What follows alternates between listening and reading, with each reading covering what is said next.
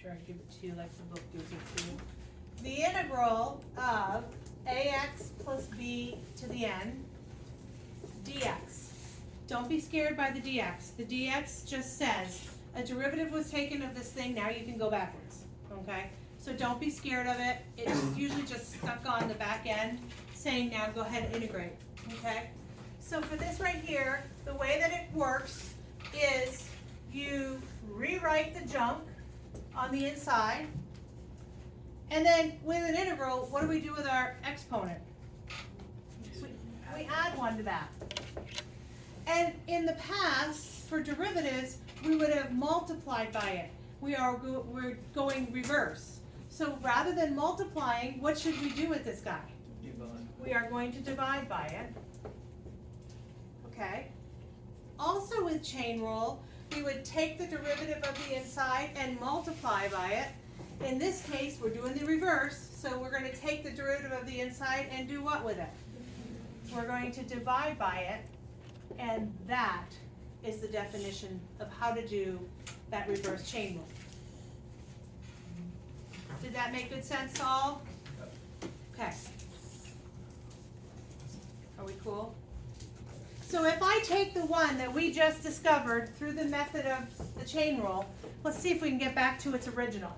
So let's say I have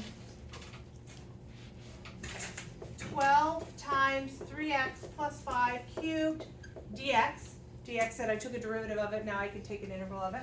So we're going to integrate that guy. What happens to the 12 when we integrate? This is just a number that does what? Just going to kind of go for the ride, okay? So I'm going to take that 12, okay? As we talked about over here, the first step is we rewrite the junk. So I'm going to rewrite the stuff. And then what do I do to my exponential power? Bring it down. Plus 1, yeah. So add 1 and then divide by that guy. So we added 1 and we divided by it. Is everybody cool with that?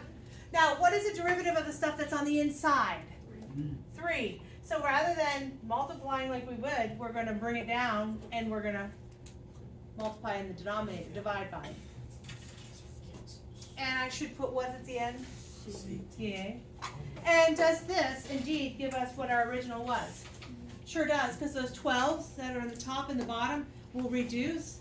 And when I look at what my original was, it is exactly what I started with.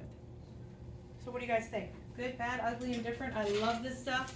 I like that one. Yes? So every time when you get rid of the 12, you can like take the middle or just add one to your exponent, like you have to divide. Always divide by that exponent. Is that what you're asking? Yes. All right, let me give you one to try.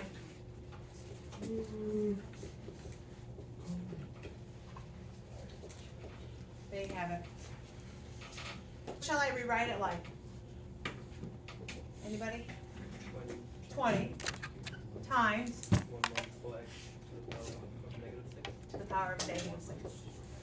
Is everybody there? Thumbs up, yes, yes, yes, no, maybe, holy cow, I forgot about that. I can't do an integral in the denominator, I gotta bring it up. Now let's have some fun with it. Go ahead and integrate using the reverse chain rule. If we must, right? So what happens to the 20? It goes down. Goes for the ride. Good morning, Raiders. Please excuse this interruption for today's morning announcement. I'll just write it up. Prom tickets, final sale is this week, Tuesday and Wednesday. Pick up permission slips in Coach Inman or Miss Kearns' room.